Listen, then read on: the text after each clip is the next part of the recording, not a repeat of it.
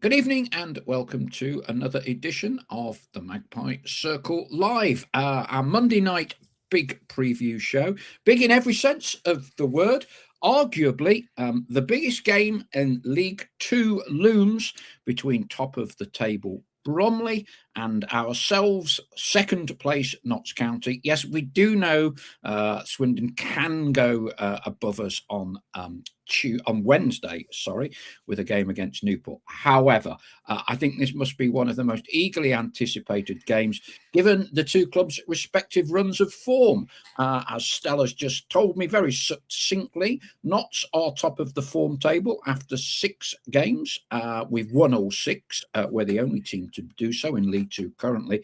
Bromley have won 10 and drawn 2 of their last 12 games. That takes a bit of doing as well. The stage is set for what should be a cracking game. Can Notts make it 7 out of 7? Can we inflict a first defeat in 13 League Two matches on Bromley? We'll have to see how the walking wounded recover. We don't know too much more than from Saturday. One or two people are a little bit worried about Ollie Norburn having to come off a few minutes before the end of the game. I suspect we'll be waiting until Martin Patterson's press briefing on Friday before any further light is shone on that. Thank you to everyone who came down to Over the Road. Excellent afternoon pre-game. We enjoyed seeing everyone. All the flock was out in force. And the good news is that we will be opening up again with Over the Road 12:30 for a 1 o'clock start for the next 2 Saturday home games at 3 o'clock. The first one we had to wait 5 weeks for this year. They're now like buses. 2 more coming up, Tranmere and Grimsby later this month. Are you one of the 594 who have got tickets for Saturday? Should be a cracker. Really looking forward to it. Joining me as always is Mark Stallard tonight. Just before we get some opening observations from Mark, I'll read a quick few messages out. It's always a little bit more difficult for us to read everybody's out on a Monday with Stell, given we have the professionals viewpoint here, but I'll read a quick few out. But Chatwin was in early at 1:59 this afternoon. Evening all, says Bud. Hope Jatta is fit for Saturday. Going to need his height in both boxes, as they have some big players.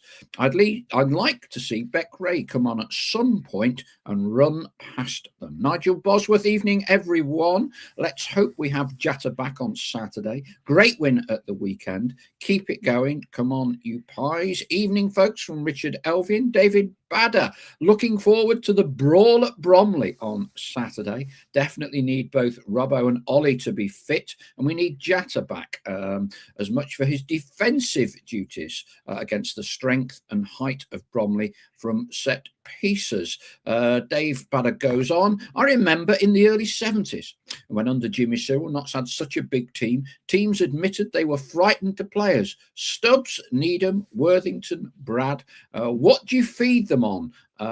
One manager asked Jimmy Cyril. I believe, if my book was right, that manager was John Bond when he was at Bournemouth. Notts used to have a bit of a rivalry with Bournemouth, just the 3 divisions apart these days, but hopefully we'll be closing that gap in the not too distant future. Stephen Newton, evening all. Jurgen Pye, I presume he's one of the 594. Looking forward to Bromley. I think maybe Ness should come in for Macari, as they are going to be throwing it into our box and give us and that will give us extra height at the back, especially if Jatta does not make it. Black Sox Pie from across the big pond in America. I can't watch along tonight, but hoping Norburn, Robbo, Iapenda and Grant are all fit for Saturday. All work really hard for the team and never stop battling. Matt Arnold, evening all. Great day on Saturday. Made all the more special by Stell's shout out to my son Owen on comms on BBC Radio Nottingham. So thank you for that, Stell. He absolutely loved his first ever game. 5.5 months. So when you left, Stell, we all thought that young Owen was the youngest present. Well, he wasn't. We had another one. I found out after you'd gone, 3.5. 3.5, not months, 3.5 weeks. Really? Oh, Hey. great. Wow. Hey, now that, crikey, that's going some, isn't it? 3.5 weeks old, and you've already been to Meadow Lane, eh?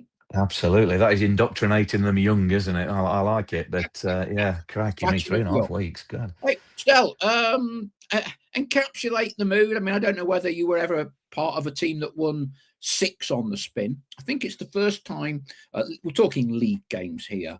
It was under Kevin Nolan, I believe. We won 6 on the spin at the start of his first full season. So that would have been around 2017, 2018. And we went top. The 6th win was, I think, Exeter in midweek. I was down there, I think. I stayed at the same hotel as the team. Takes some doing. Absolutely does. Yeah. I mean, it's not the sort of run that comes along too often, at all. And I say, you say about Bromley's run of form and our run of form, you very rarely get, well, say rarely, but when you get two teams clashing in that sort of form, that's why it's such a mouth-watering tie, game this weekend. So we're all looking forward to that, whether it's first v second, first v third. Obviously, it doesn't matter. It's two teams that are bang in form. So the mood will be really good in the dressing room.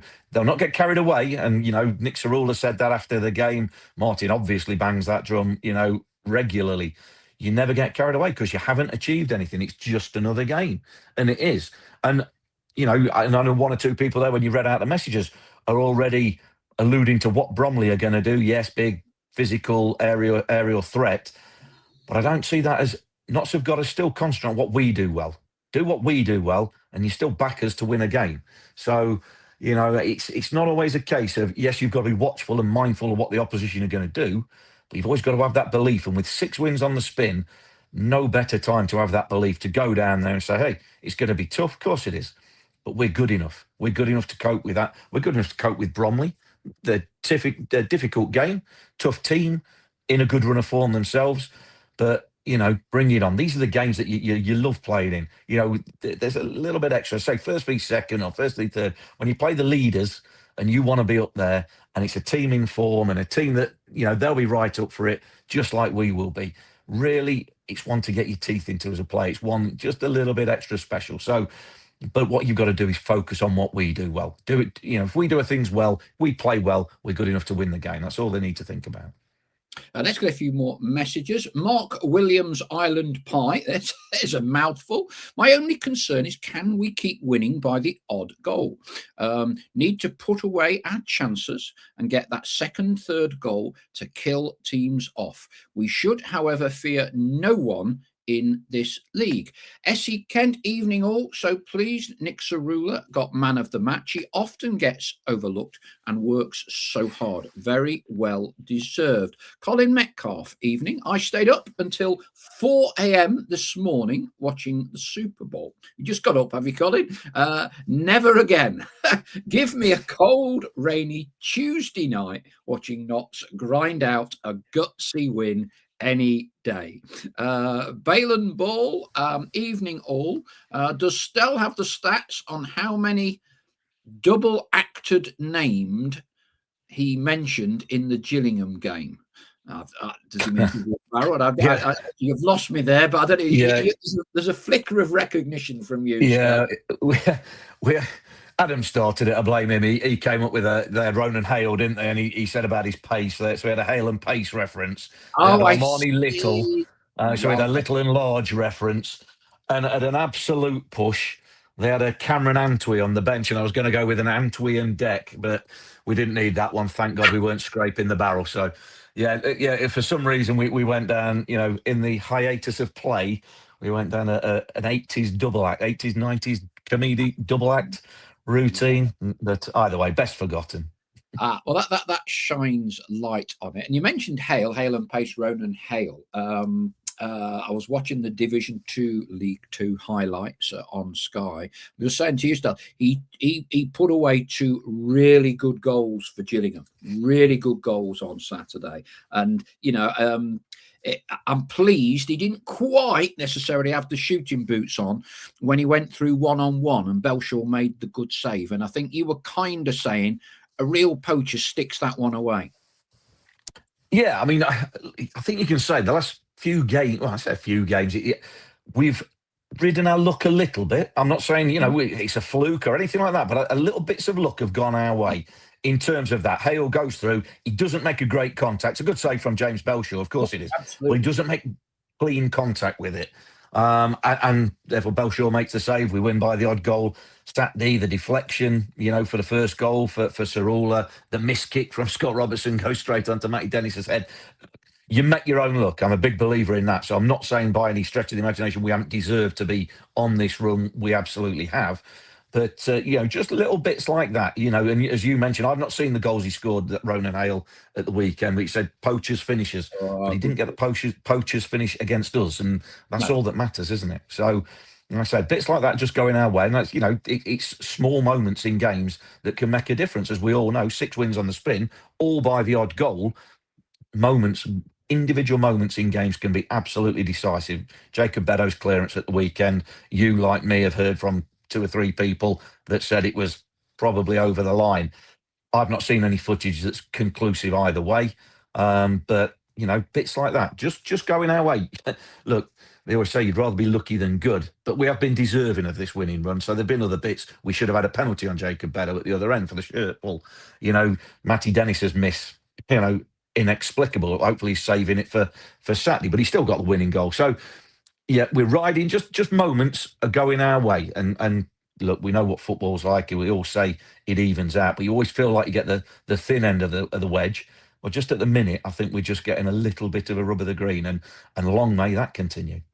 Jonathan Hammock. Hi, everyone. There are a lot of man of the match candidates at the moment, and that speaks volumes. The team spirit is amongst the finest I have seen in 40 years. So happy at the moment. Come on, you highs. David Dawes, evening all. Our toughest match of the season, Saturday. Draw would be a good result. Richard Hawksworth, evening all. See you in Bromley. I'm like a coiled spring, says Richard from Royal Marlow.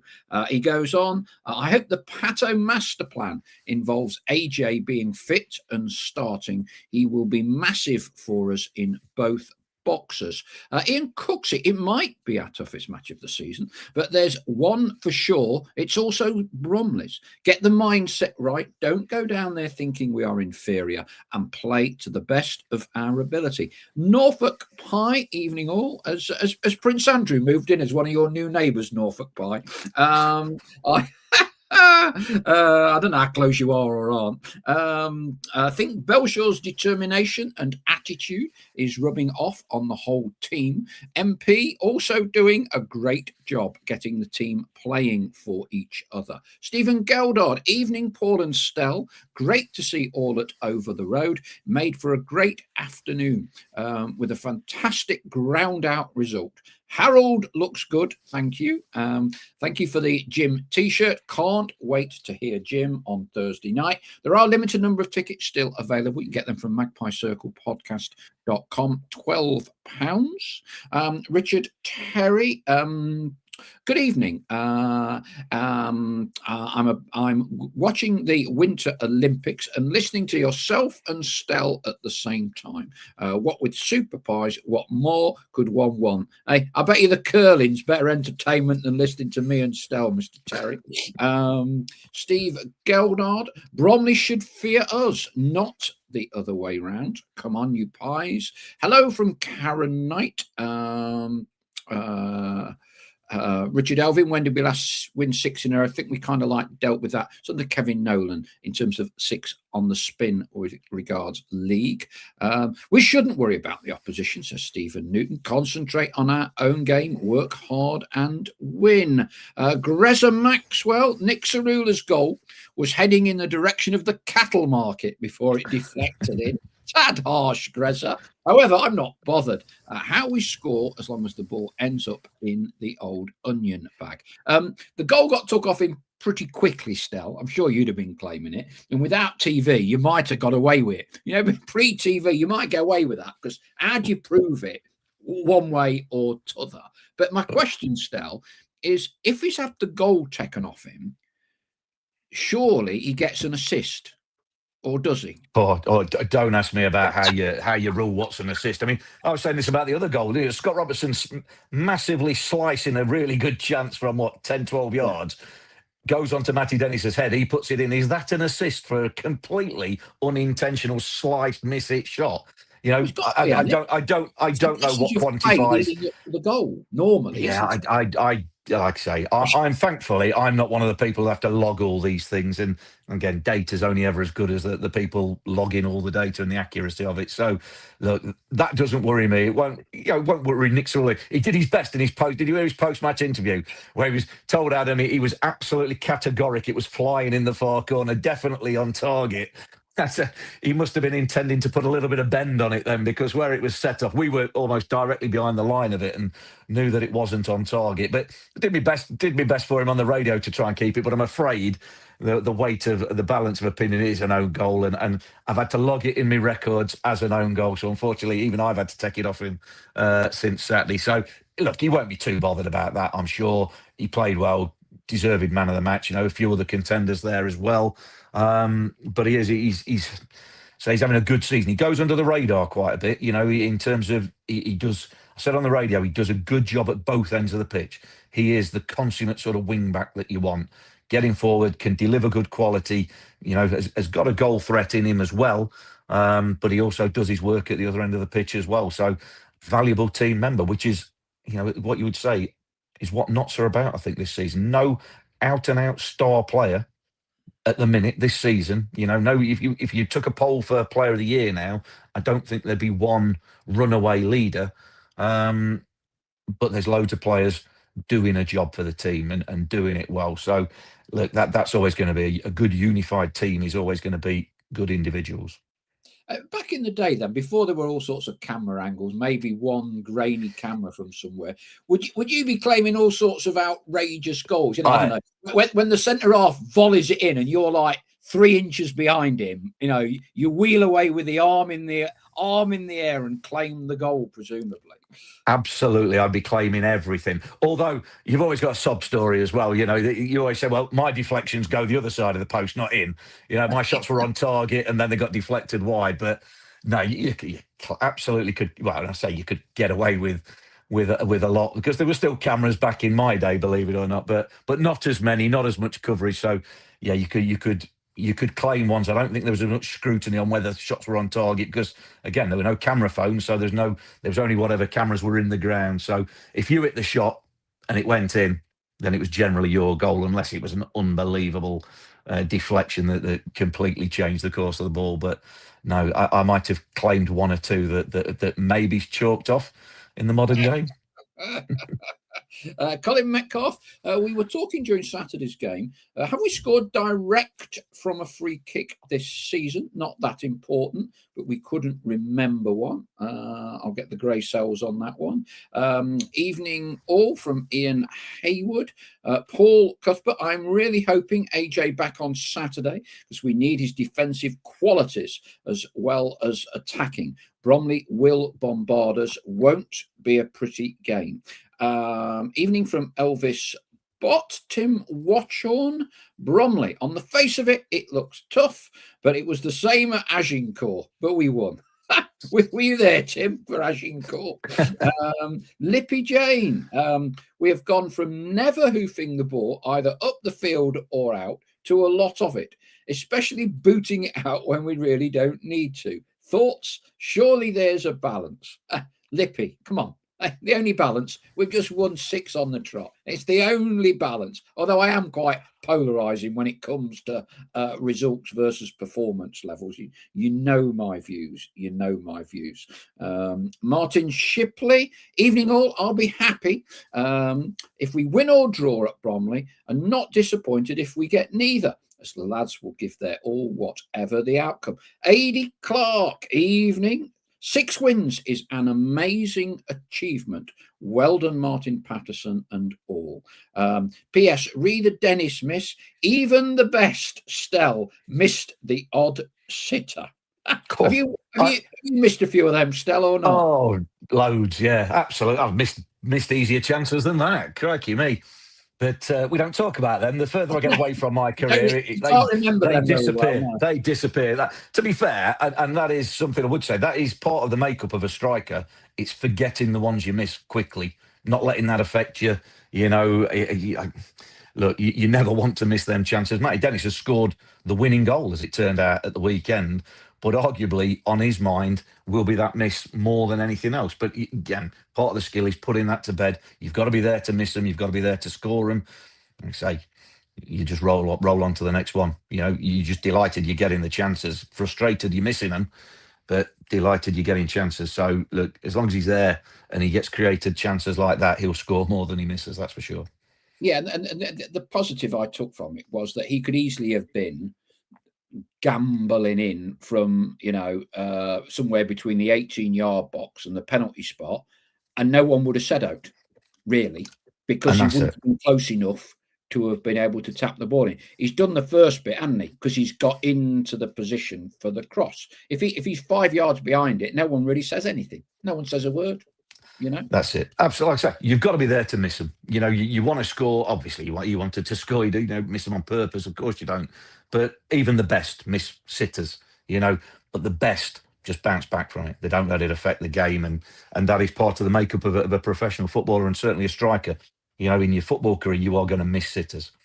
It's just the way it is. But if you're not there, you aren't going to score many goals. That's the thing. What else have we got on the message boards after AD Clark? Once more into the breach, quoting Shakespeare and Henry V, I think it was, Stephen Newton. Remember doing that for A-level English, I think. Here's a good one. Sanger Schmidt. When Harold scores his first goal at home, can we play the Steptoe theme tune? Oh, that'd be brilliant. We need to have a word with Andy Stokes, who's the PA announcer. He watches this. Right, let's see if he's going to pick it up. Harold scores and we play the Steptoe theme tune. Harold will be thinking, what on earth is going on here? But some of us of a certain vintage, like Captain Pugwash, it'll be brilliant. It'll be brilliant. I don't know whether they get Steptoe and Son in Norway, and especially at his age, I doubt there's many reruns of it. So, yeah, crikey me, we are harping back to that's before my time even. It is funny since on this show I was talking about I'm just calling him Harold. I've noticed everybody, even on the club socials with a little video, they just call him Harold. No one bothers with his surname. I mean, what does Adam call him? Does he call him Harold, or does he whatever his name is, Tangan or whatever? Well, yeah, I was going to say it's Tangan until we get to actually speak to him, because I don't think Adam's actually spoke to him yet. You always, well, he will always ask the player, look, what do you prefer? What moniker do you prefer?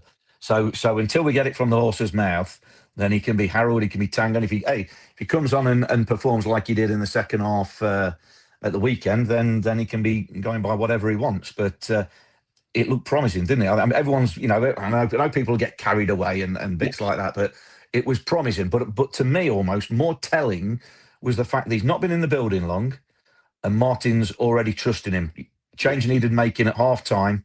Tyrese Hall hadn't really affected the game in the first half. And sometimes you get a feeling for players, how much the manager trusts you on, right, I've got my options on the bench, who do I go to? And he had no qualms in going, right, I've seen enough from him. He can handle this. He can handle League Two football, British football, and he can handle doing 45 minutes. I don't need to introduce him for 15, 20 at the end of a game. He can handle 45 minutes where it's a big game, where we need to win the game, and he can provide something for us. So it shows an element of trust, and that seems to be there from a very early point. So, and that'll be based on what he's seen in training. So that is a good sign for me. Yes, I mean, a lot of people made mention. He had that run, didn't he, going through the middle, weaving one way, the next got to the edge of the box. Looks to have a bit of confidence. And like you say, the most telling thing, particularly in comparison to previous years, particularly in January transfer windows, where there's been minimal selection and input from those signings, with the exception of the Crystal Palace young guy who clearly is one for the future, the others are all getting minutes. Minutes. Yeah, that's it. Absolutely. Right. And they give us options. They give us options that we maybe didn't have prior to the window. You know, Yeah. Bekray Anora had his little cameo at Crawley. We've not seen him since, but I'm sure that's because he's building up his fitness after we saw He's got what happened. 197 shuttles now, hasn't he? Oh, I was Every going to say, day. I like I say, it made me smile that Crawley, you know, from what we saw, the pace that he had, the directness, bit of naivety, but also it just made me think, crikey me, he is going to be doing some physical work in training to build that fitness level up to make sure the sort of emptying of the tank doesn't happen again. And a little bit of learning as well, you know, in terms of education about when to run, when not, you know, all that sort of stuff. But again, it's an option of pace that we didn't have before. You know, Harold, as we're going to potentially affectionately call him, for now until he corrects us. But, you know, he looks, like I say, on 45 minutes at the weekend, looks like he's got a bit of strength about him, bit of individual quality, looked happy carrying the ball at times. You would imagine being a technical sort of player, he's happy to receive the ball and pass the ball. And he's an absolute spitter, Martin Odegaard, isn't he? So if he plays anything like him, then we'll not have done bad. So it's a good start, but it's no more than that. 45 minutes, you can't judge anybody on that, but it's promise, and it's promising what he showed, and hopefully he, like the other January editions, can be a big benefit to us in this running. Adam Lloyd also says 3 points while I'm in Tenerife. I'll have to come again. Paul Cuthbert. Grant isn't my favourite player, but in my opinion, he was missed on Saturday. Unfortunately, the game passed Hall by in the opening 45. Not sure I will be starting him on Saturday. Not his type of game. Richard Elvian, respite finally with no midweek. Much needed, I'm sure. Absolutely. Evening from Paul Huskerson. Any news on Conor Grant? Not that I'm aware of at the minute, asks Adam Kent. Ian Birchnell, evening all. We are certainly getting the rub of the green at the moment with Jacobs' goal line clearance. Derek Flowers, after his sabbatical in Blackpool, is Saturday's game on the same level as our game against Wrexham in the National League? Possibly not, because there was only one auto, I guess, Derek. I think that was the big thing about that battle royale in the National League. There was only one place. The other one had to go through the playoffs. Clearly, there's an opportunity for both us and Bromley to go into the automatics. But nevertheless, great game to look forward to and be involved in. Josh Oates, evening, Paul. Nice to have met you last Saturday. For what it's worth, I am not the guy who bangs on the drums. I thought he was the drummer, but he wasn't. So my apologies, Josh. You have a doppelganger that plays the drums. Andy Easom. Walsall have apparently stated that they'd attempt to sign prized on loan asset Canu on a permanent basis from Charlton if they get promotion. I'd like to think we'd do likewise with our Tom Ayer Pender. Few things got to happen just yet. Adam Kent, we have tickets for Bromley. Our tickets just say NSS, seat number, etc. Anyone know if that is seating or terrace? Honestly, love being on a terrace. You know what? I'm not sure. They've rejigged the ground around a bit, Adam, since we were last there, so they can get more home fans in. We used to stand right behind the away dugout. Andy Woodman had come over, and there'd be 500 Notts fans stood behind his dugout, giving him pelters. But to be fair, he used to take it really well. He was obviously used to it. Yeah. I think they're e-tickets only, aren't they, Adam? So I'm not really sure. I'm sure someone will know. Anthony Thomas, love us to put an offer in for Canu too.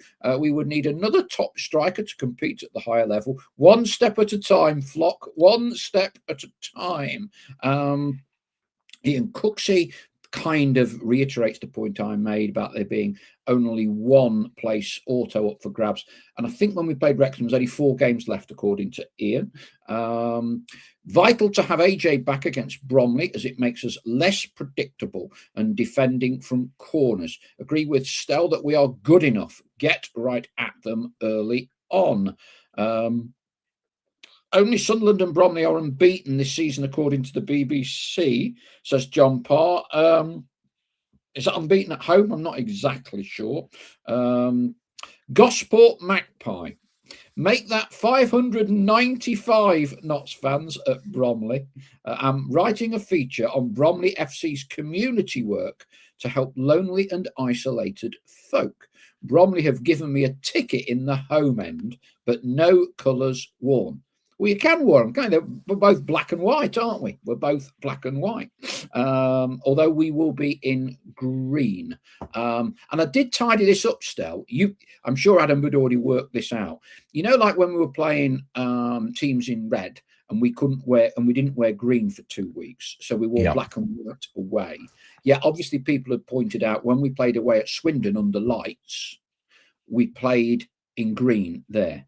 It is colourblind. It's a regulation from the EFL that teams, it is deemed a colour clash if a team is predominantly in a red shirt playing a team in a green shirt. It's the most common form of colour blindness, apparently, and that it is an EFL regulation. So if we're playing any other teams in red before the end of the season, away from home, we will be in black and white.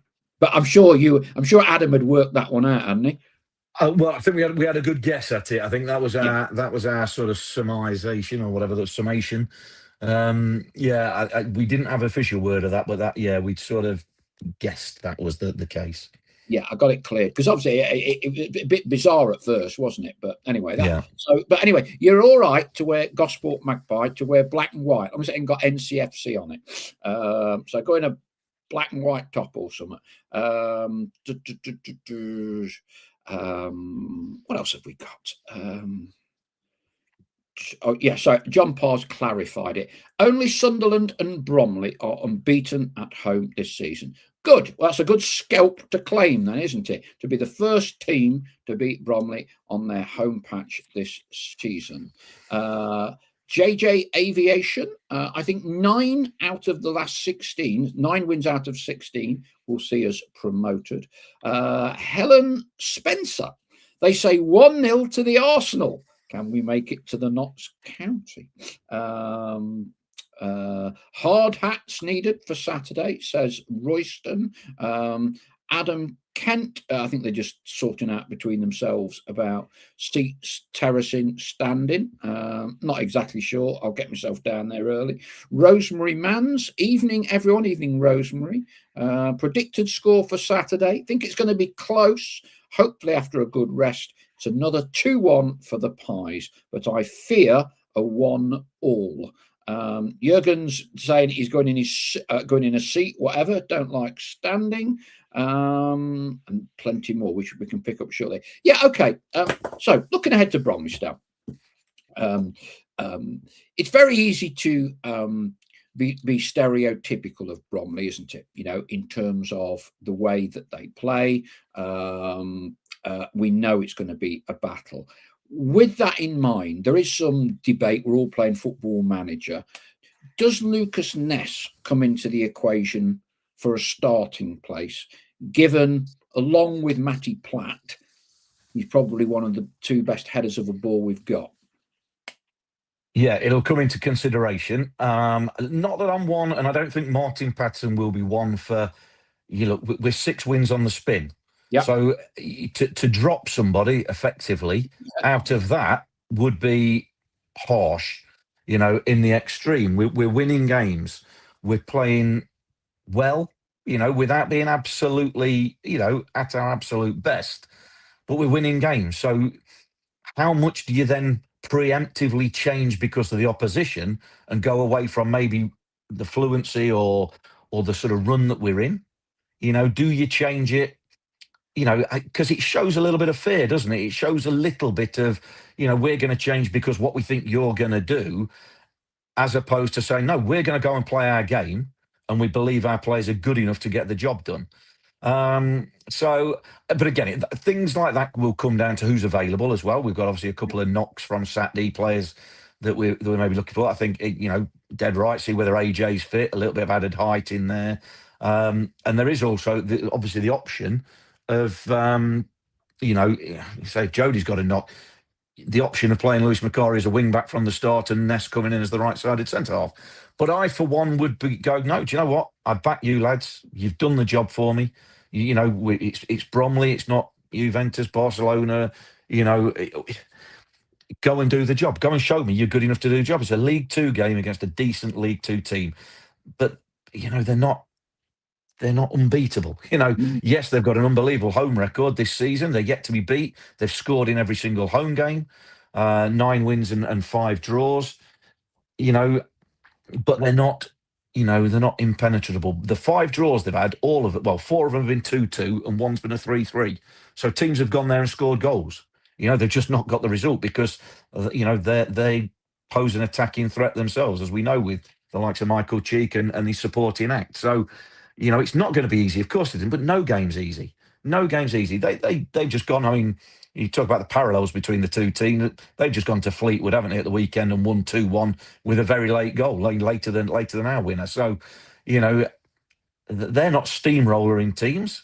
They're a good team. They're in good form, but they're not to be feared. Like I say, absolutely nobody in football should be feared, because if you fear Bromley, who are one place above us in the league, what do you do when you get a cup tie against a team from a higher division? You quake in your boots or go, no, we can do this if we play well. So you've got to have that self-belief, and they will have within the group. Like I say, this is just us talking here. We can go, look, it's going to be a tough game. Absolutely. They're going to ask questions. That's the way Bromley play. They came to Meadow Lane earlier in the season, gave us a real good game. And I'm expecting a real good game down there. They will fear what Notts will do, as well. So I don't think you make specific changes, but it could, I think Lucas Ness will come into the thinking, but that could be as part of who else is available and what else is the rest of the team looking like. Does the team talk take care of itself in matches like this? Yeah, I mean, look, that's what I say. Players are up for the big games. Every game should be the same. Of course it should, that professional mentality. But there is no doubting that the bigger games just take care of themselves. Be that cup games, be it big league games. The build-up. Players aren't isolated from reality. Well, not all the time anyway, but they are aware of its. Look, it's a big game, but again, they will play that down. It's only 3 points. There is only 3 points available for this, just as there would be against Harrogate, Newport, Shrewsbury, in the week, and things like that. It's no bigger in the eyes of the players in terms of reward than any other game. But you do know there's a little bit more build-up and a little bit more focus on it when you play the top of the table team. And like I say, team talks, they can make a difference. Of course they can. But games like this, it shouldn't need any sort of team talk. The motivation is there to go and prove your professional pride, go and beat the team at the top of the table. We know Bromley's strengths. How do you try and combat those strengths? Is it a case of having your best headers of a ball, being as strong as you can in the box? How much emphasis do you put on stopping them, putting the crosses and the balls into the box in the first place? Yeah, it's exactly that. It's exactly that. And it's no different whether it's Bromley or anybody else. Bromley play the way that they do, and they do it well because they're top of the table. They're playing the way they play better than any other team because they've accumulated more points than anybody else. But it's still the same principles. When you've got the ball, look after it. Put the balls into dangerous areas. Ask questions of them. Probably try and keep a slightly higher line. Don't let them put the ball into the penalty area. Too often. If that's stopping crosses, if you're putting the ball out for a throw-in, try and put it up a bit further up the pitch than normal sometimes. But again, you're going to have to defend your penalty area like you do in every game. So again, it's not trying to do anything too special, because you're building them up to be something that they're not. They're a good team, good effective players at what they do and playing well with confidence, but so are Notts. So go and do what we do well. Go and do how we hurt teams by doing the things that Bromley won't want us to do, just like you do every week, whether it's Bromley, whether it's Fleetwood, whether it's Gillingham, whoever it might be. Go and do the things that the opposition don't want you to do, that don't like you. Go and say, it's always the best form of defence. Go and attack. We are good going forward. We've got that combative nature all over the pitch. I'm expecting a real good battling game at the weekend. I think there'll be goals, but I think it'll be a real tough I say a scrap, but it'll be almost like a throwback game, a game that I think all fans will enjoy because there's not going to be any quarter given. Both teams will be banged up for it, physically demanding game, and you hope that the better team, the team that can produce the better moments of quality, will come out on top. Robert Minister from Down Under in Australia. Good morning / evening. All talk about the cardiac kids. The nerves are jangling watching Notts, but we wouldn't have it any other way. And also asking about Harold's debut, which I think we've dealt with. Anthony Thomas is querying when Tom Iapenda's contract is up. As I said before, I think it was quite handy that Huddersfield delayed sacking their manager until after the latest date by which they could recall Iapenda. New manager's gone in. Manning's gone in there, hasn't he now? But they can't get him back. So I thought that was quite helpful timing for us. I'd replace Tyrese Hall, says Jurgen Pye, with Grant or Harold. Chris Gosling, we definitely can't start Hall on Saturday, but may have no choice. Depends on Robbo and Norban's injuries and fitness levels. Norfolk Pie. Yes, Prince Andrew is not far away from me. There's loads of media hanging around. Duncan Comrie. I think adding Belshaw to the group has instilled a greater confidence in the back line, and it's massively helped towards the newfound fight and never say die attitude among the squad. Anthony Thomas says we were too soft under previous managers. Norban embodying the new approach under Pato. Notts are no longer so easy to play against. It's great to see. Ian Cooksey, if Rod McDonald, not a name we've mentioned, is fit, I wouldn't be surprised to see him on the bench on Saturday, giving us an extra defensive option. Harold is going to come good. One in the eye there for Rosemary Mans, if you pick that one out. Stel, I think Stel's got it. Appraisal of Harold's performance, please, Stel, says Richard Elvian. Would you say it's been quite eye-catching, Stel? Yeah, very good. Yeah, I say the bio tapestry, King Harold. Yeah, the arrow in the eye. I'm not daft for a footballer, but yeah, look, it was promising, wasn't it? I don't know about eye catching, but it was promising. But again, no more than that. Let's not heap too much pressure on him and too much expectation. Let's just hope he plays a part like the others in this run in the final 16 games of the season. Here's one, and I did mention to bring it up, but I've forgotten about it. So I'm glad Cooksey has brought it up. Stel, how would you have reacted if you'd had a goal chalked off like Cherky yesterday? I've got to say that whole passage of play, for me, it defies belief. I'm sure most of you have seen it. Basically, right at the end of the game, Cherky's rolled the ball from like 50, 60 yards into more or less an empty net. Erling Haaland's ran on to try and shepherd it over the line. Who's come back? Slobberslai. So Slobberslai's pulled Erling Haaland first to block it. Then Erling Haaland has kind of wrestled Slobberslai, and the ball's gone over the line. And the goal is disallowed for the first shirt pull, because it automatically should have stopped the game. Ridiculous. Eye for an eye, two shirt pulls cancel each other out, which presumably is what the ref's done.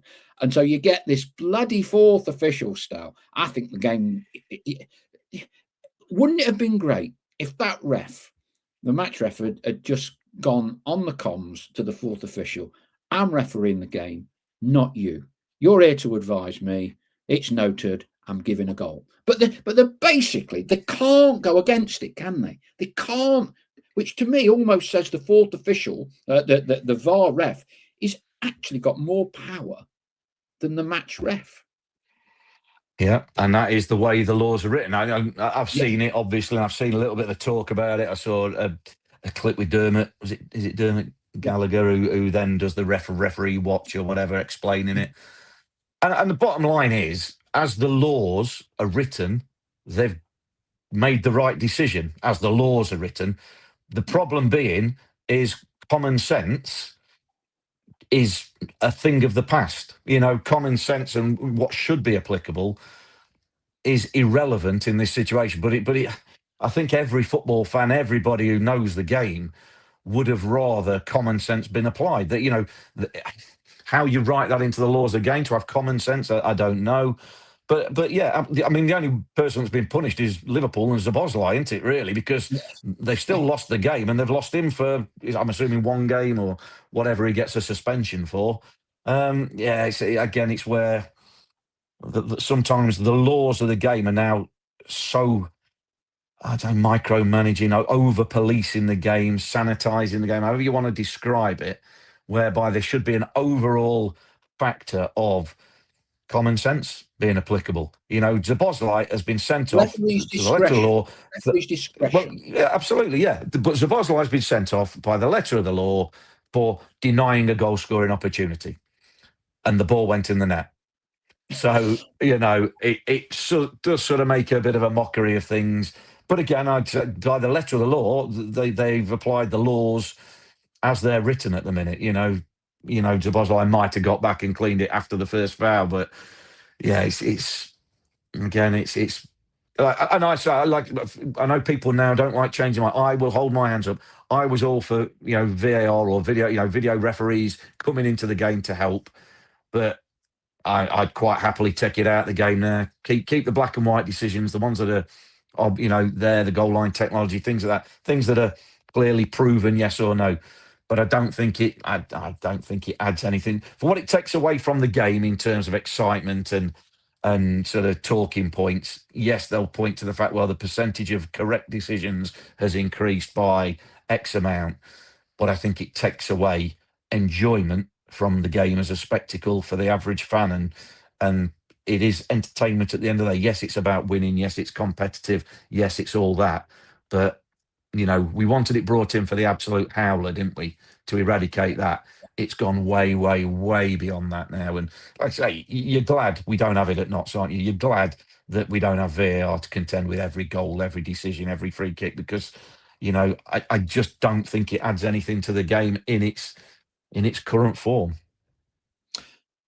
Tim Watchorn, I like this one. I was on the cop at Agincourt. Andy Esom, if Nick's shot was in swinging in, then he deserves to be opening the bowling over the river at Trent Bridge. Ian Haywood, Platt or Dennis should have put a toe on one at the back post. Norfolk Pie, don't think Prince Andrew will be watching the game on his dodgy Fire Stick on Saturday. Well, the amount of flack is taken, you might want to pop a dodgy Fire Stick from Richard Stanton through his front door, Norfolk. Do your bit for him. Rosemary Mans, poor Harold. We need to find a Norwegian tune he'll recognise. Andrew Rayson, whenever Tango, Harold, scores a goal, can our announcer shout out, opposition, you've been tangoed. Martin Shipley, let's get the lad's name right. It's an A towards the end of his surname, not an O, therefore Harald. Harold, no H, Martin, no H. You Pies, Hall struggling for form, and it'll be a battle on Saturday. Do you think Martin will start with Harold?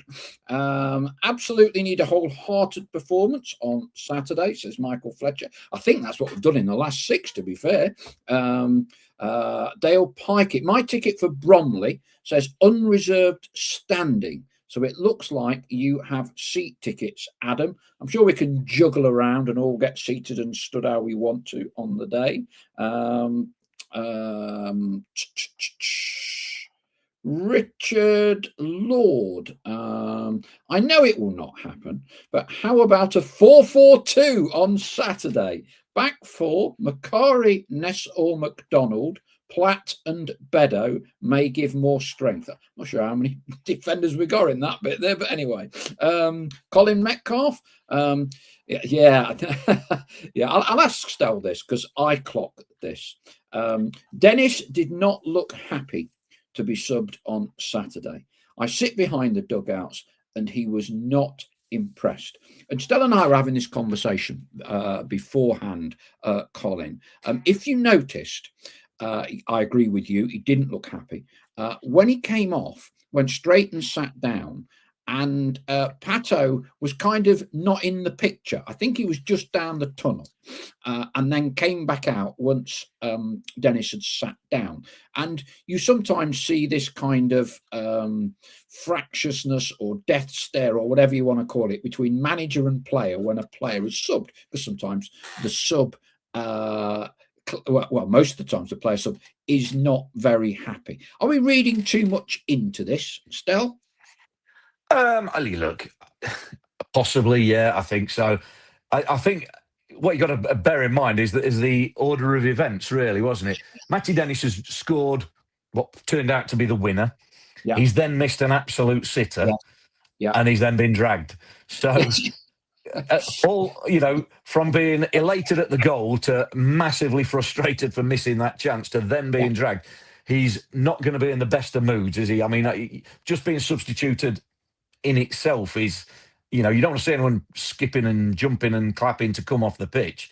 So, I know sometimes I think that can be a bit theatrical as well nowadays. I think it becomes a bit of a thing, nobody should be happy coming off the pitch. So I think some players play on that and become unbelievably grumpy and stroppy. But he didn't do that. He was just frustrated. Frustrated at his own miss, frustrated at being taken off, despite scoring a goal.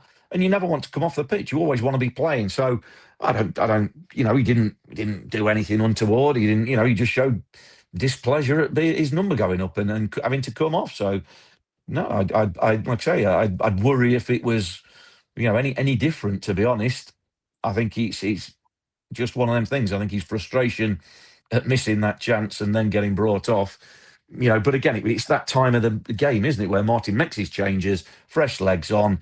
We weren't having the greatest of times at that point. So, look, it's what can happen, and look, they'll manage. I've said before, I do sometimes wonder about how much absolute trust Martin has in Matty Dennis, in terms of, we spoke about Will Jarvis, about a player that, not being a luxury player, but maybe doesn't do quite as much of the hard work that Martin asks of his players. And I do wonder whether Martin has just got a little bit of doubt about Matty Dennis for that part of his game. But his goal return has been phenomenal. He's an addition that adds quality for us and certainly a goal threat. So I read it as nothing more Saturday than a player who's frustrated at a bad miss and then being substituted, which both on their own can be disappointing, particularly after you've scored.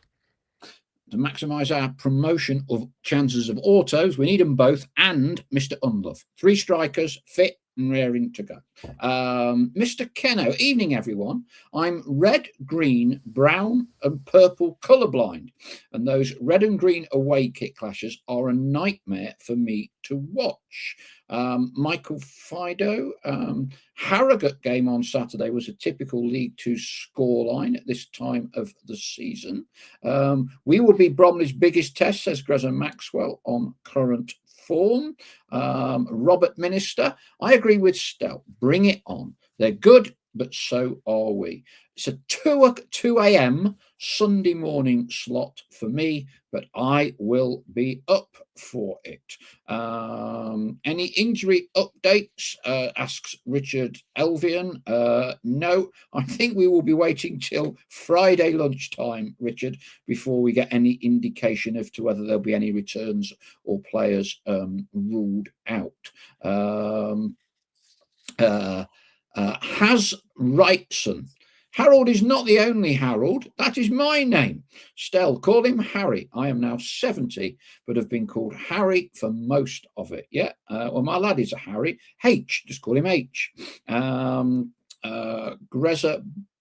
Maxwell. Yeah, blimey. We've spoke. Yeah, it's quite interesting. We've spoke Bromley till the cows come home, Stel. We've not mentioned Michael Cheek once, have we?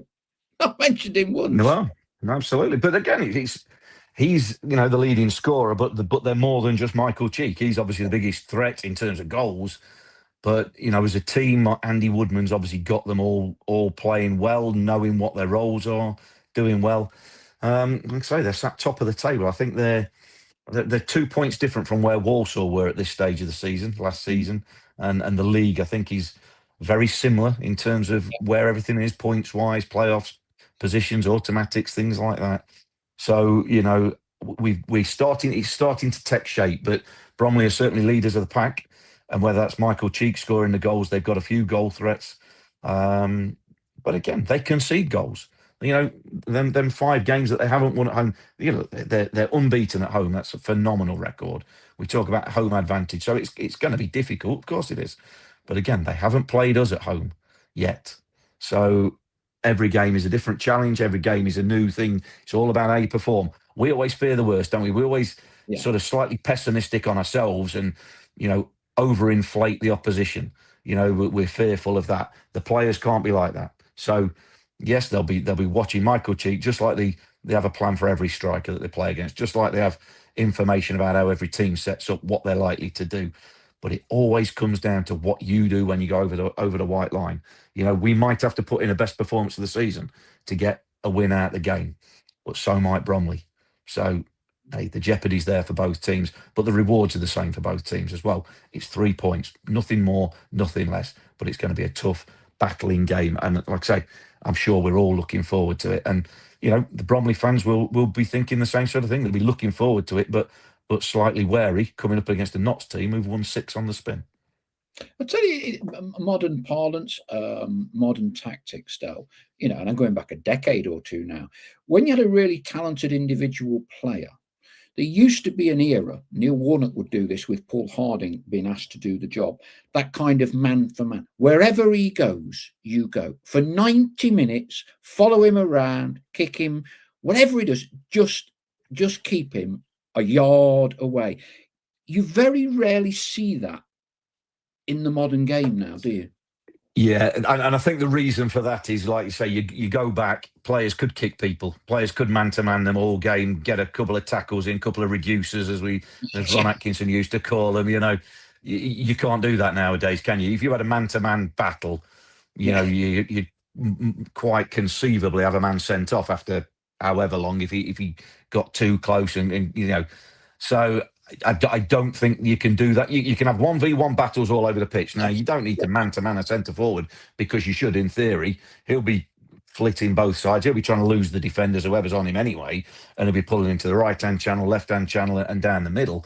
But, you've got to do your job. So if he's in your vicinity, your area, then you have to do the job. You have to take that battle on, win your duel, as they call it now. But again, we are not talking about Messi and Ronaldo and things like that. We're talking about League Two players, good League Two players, in form League Two players. But that also describes Notts players, Notts individuals, right? Yeah. So they've got exactly the same thing. And the mindset of people, quite rightly, because we care so much, you get the feeling on here, there's a fair few people who would already look to start doing something different because it's Bromley at the weekend. How many people have said, play Ness, play this, somebody said a 4-4-2, change what we do. Well, I go from a different mentality. I'm sure more, no, let's do what we do and do it well. Because we know we're probably going to have to do it really well to get something, but back yourselves. Back what we're doing, back what's going right. If we've been in no sort of form, then absolutely you might start thinking, well, it ain't working, so we need to change something.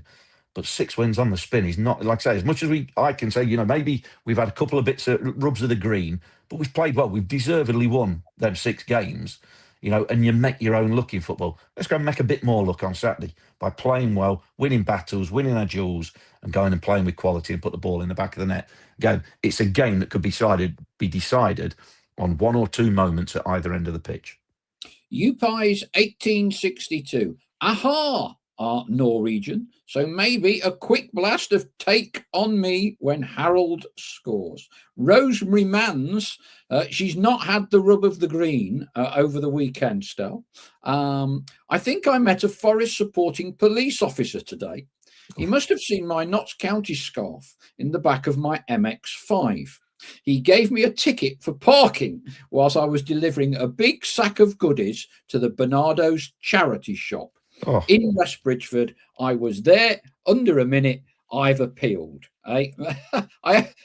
I hope it's better than football. You can't appeal yellows, but you can appeal reds, can't you? So hope you get off, Rosemary. But anyway, I suppose the trick is to maybe put a 50-50 scarf. I wonder if they do them, a 50-50 Notts and Forest scarf. Can you imagine don't lower yourself to that. Crikey, I'd rather pay the fine.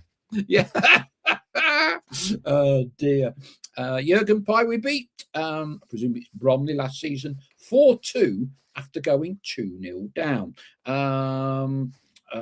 Wonder if Kyle Cameron will be playing for Bromley. Normally on the bench, Essie Kent, I think. Stephen Newton, refs using VAR as a crutch as opposed to using common sense.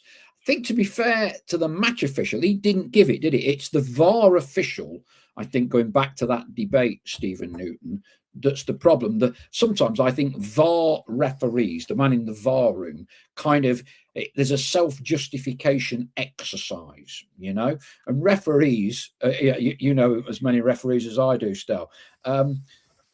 They normally always think they're right, and they like a bit of authority, don't they? So I think it's a bit of a recipe for disaster, almost having referees as VAR. But anyway, Ian Cooksey, listen to the aggro if City lose the title on goal difference by 1 goal. More to the point, Ian, if we are completely following rules, and the scoreline, Stel, had been 1-1 when that ball crosses the line, would they? Hey, can you imagine that? That? Yeah, I mean, that is where the reaction. I mean, I think that they followed the laws to the letter, and they've got technically not ethically or whatever, but technically by the letter of the law, they've got to the decision that they got to, and it's probably right in the laws of the game. But again, imagine that being 0-0, 1-1, whatever it is at the time. Imagine it being a game-changing decision to have to make, and there would be, hell to pay, really, wouldn't they? But you like to say, whoever said that about the goal difference thing, I'm sure if it's Arsenal that beaten by that 1 goal, I'm sure Mikel Arteta will have some complaint about a goal that they should have had somewhere. So these managers know how to cry it in. That's for certain. So it's a talking point, isn't it? I mean, it is an unbelievable incident that may never happen again. But I think they can breathe a bit of a sigh of relief that it didn't affect the result of the game. Yeah. Rosemary Mans, VAR is okay for cricket and an umpire is still usually right. Unless they're giving Stell out, leg before or whatever. Adam Kent, I'm not a fan of VAR, but think we would have benefited from it more than not this season. Not so sure on Saturday if that ball across the line, but anyway. Derek Flowers, yes, pointing out. Andrew Windsor has lost the Prince title. Yes, understood. JJ Aviation is still going to give us all a guitar riff of Back in Black when we're promoted. I'd have to learn it first. Pash, of course, Dennis, is mardy and greedy. He is a striker. If he keeps scoring, he can be as miserable as a funeral. There you go. Were you mardy and greedy as a striker still? Absolutely, yeah. Especially if I miss chances like that after scoring and getting took off. Now, it's just part and parcel. Comes with the territory. Yeah, I don't want to see players happy when they're substituted, says Ian Cooksey. I want to see them dragged off. Ian Cooksey, and as Pato kind of said earlier in the season, Dennis needs a lot more looking after than Jatta. Maintenance, I think it was the phrase he used. Do Bromleys have injuries or suspensions? Not sure yet. Andy Esom, I'm pleased it won't be on the plastic pitch. We never got to grips with it. But I guess you do have to say well done to Bromley since coming into the league. Clearly that plastic pitch, as it is for a lot of teams coming up through the semi-professional divisions, one of the best ways of getting promoted is using a plastic pitch. It normally gives you a massive advantage. Well, they had to rip it up when they came in the league, and they're still one of only 2 clubs in the league on grass that haven't lost at all this season. Dennis is only 1 goal behind Cheek, says Essie Kent. We've lost once away from home since September, says Ian Cooksey. Is that right? All right, very good.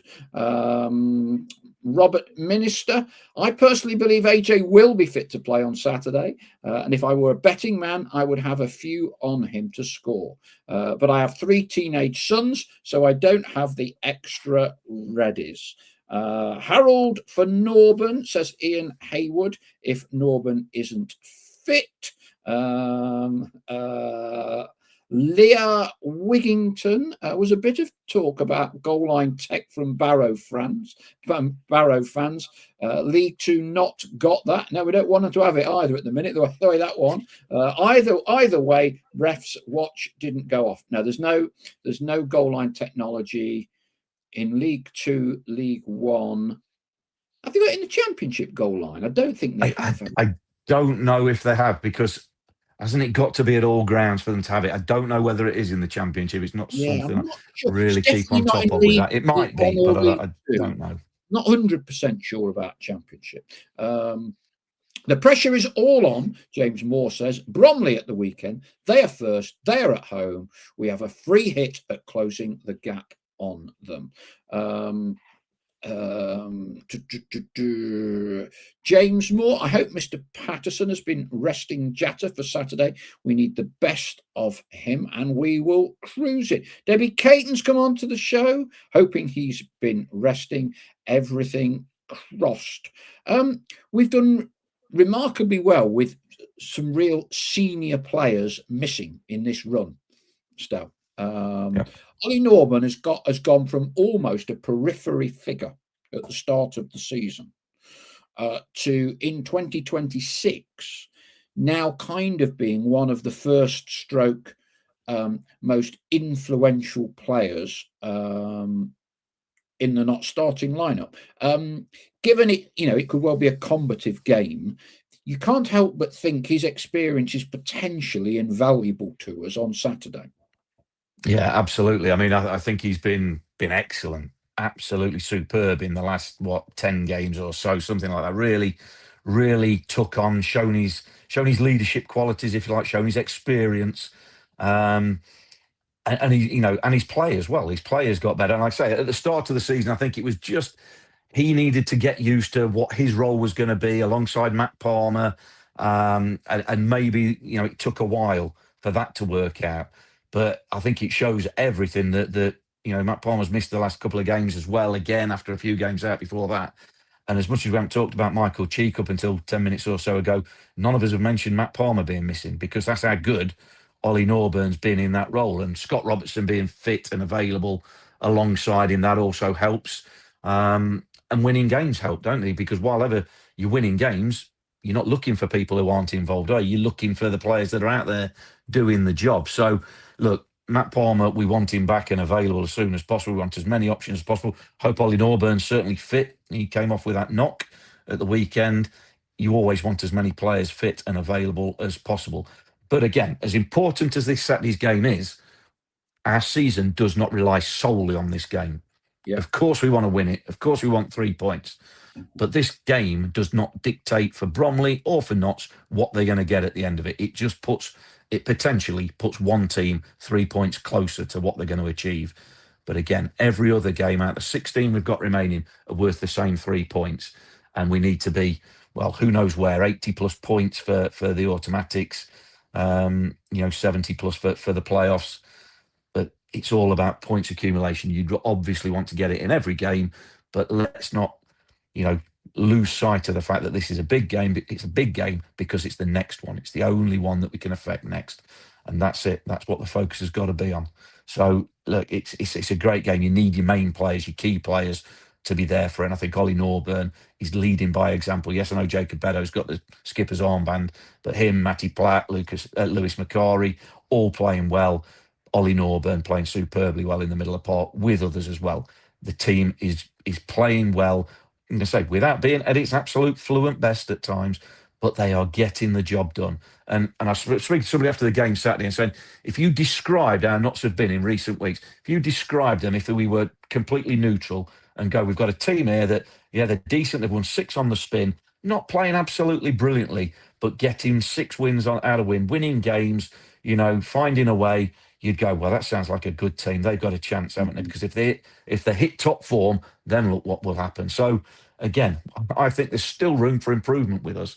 And Martin keeps banging that drum as well. But because we're so close to it and have our own views of it, we can't give that dispassionate view. But if this was a neutral team you were describing, you'd go, wow, they seem like they're going to be problems, because if they hit top gear, then teams are better watch out. Indeed. John Gregory's been tidying up the use of goal line technology in the Championship. He's checked and says they do have it in the Championship, not VAR, but they do have goal line technology. There we go. Debbie Caton just got in from work, hence late reporting in. Liking the look of the Viking, says Debbie.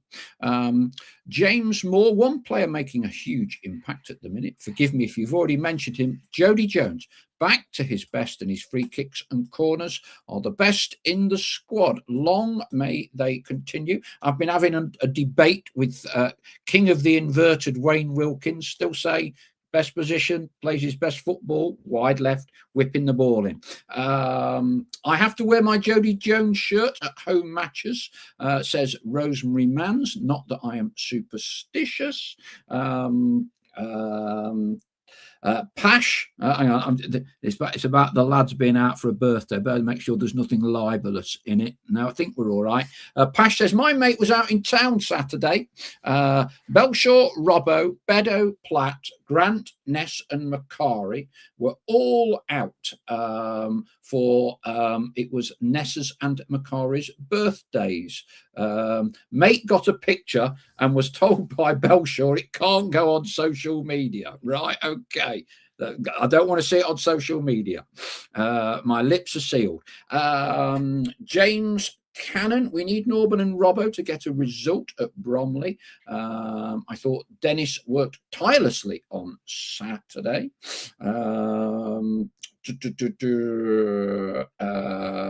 Rosemary Mans, I have taken pics of players outside the ground. Not fair. I think if it's in the confines of the ground, not when they're on a night out. Not when they're on a night out, Rosemary.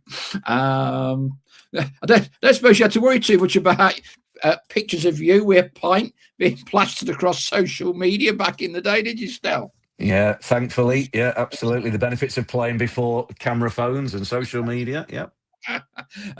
So Bromley away, bit tricky. That's according to Chloe's granddad, Trevor. Some of the trains may or may not be up the spout going to King's Cross on Saturday. There's a bit. It's a matter of conjecture. I think they're supposed to be running, but he's put the frighteners on me, so I'm going to go down on Friday afternoon. So there will be a live show from Bromley. Bromley Town Centre on Friday night. Stel, I hear you and Adam may be raiding the BBC Radio Nottingham Hotel Piggy Bank. Yes, yet to be decided, confirmed. I think we're about 85% sure we're going down Friday, but I think Adam's got to do the Friday night in the game programme. I think that's 6 till 7. So we won't be able to leave till after he's done that if we are going to go down on the Friday. So I suppose it depends, doesn't it? Whether we get a cheap deal for a Friday the 13th holiday, hotel, should I say holiday, hotel on Friday the 13th, and, preempting Valentines Day, of course. But, I mean, like I say, it'll be an early start. Bromley's a little bit awkward, the ground to get to, as I remember from going there before. So I think we will go down on Friday, probably, but yet to be confirmed. Yeah, 50 quid in my travel lodge. I couldn't afford, as I told you earlier, 75 for a Premier Inn. Bit much that, so I've gone for the £50 option at the travel lodge. Premier Inns are better, but I can't justify another 25 quid. So it's a busy week, all in all. Thursday night, Stel, what you got on? Yeah, well, I'm going to be there. Jim O'Brien, looking forward to that. Sure, it's going to be a good night. I think you'll have one or two stories from inside the dressing room. The relegation season, promotion season, National League, League Two, all his experience, and we know Jim's quite candid, isn't he? I think he's going to have a story or two to tell. So it should be a good night. Looking forward to seeing a few more people there. Yeah, and it should be a good night. Yeah, nearly a full house. Doors open 6:30 at the Big Shed at the Trent Navigation on Thursday. You can still get tickets. They're £12. It'll be, I think, a really good night. It's a record attendance for us, over 300 of you, about 330, 340. So those of you looking to get seats, all the seats will be at the front. So if you have any particular needs to be able to sit down, as several of you have, drop me a note in advance and we'll make sure you get we can get you seated near the front. I forgot to mention our partners at the start of the show: JH Accountants, Big Shed, Trent Navigation over the road. So thank you for their support, as always, for enabling us to do what we do. I think that just about wraps it up for tonight. Pash says, I'm buzzing for the JOB night. Beers and banter will be flowing with Jim, no doubt. If we talk very nicely to him, we might get him to show you his tattoo. All right, he's got his single magpie motif tattoo, hasn't he? Enjoy Thursday, says Debbie Caton. Can't wait for Saturday. Super Robbo, Travelodge Riverside in Notts is top notch. I wonder if Super Robbo, because I know he listens to us, is Scott's dad. I wonder if that's his regular kind of overnight stay, the Travelodge Riverside. Cheers, chaps, says Stephen Newton. Enjoy Bromley, says Rosemary Mans. I think we're done for the night, Stel. I'm not quite sure what football is on tonight.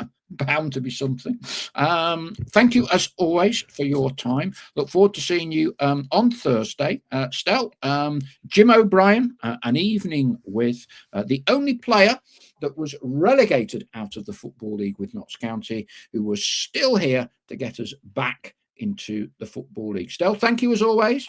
Yeah, pleasure as ever. Looking forward to a good week with Thursday and then Saturday. So I hope everyone has a good week, and I'll see you at one of them events.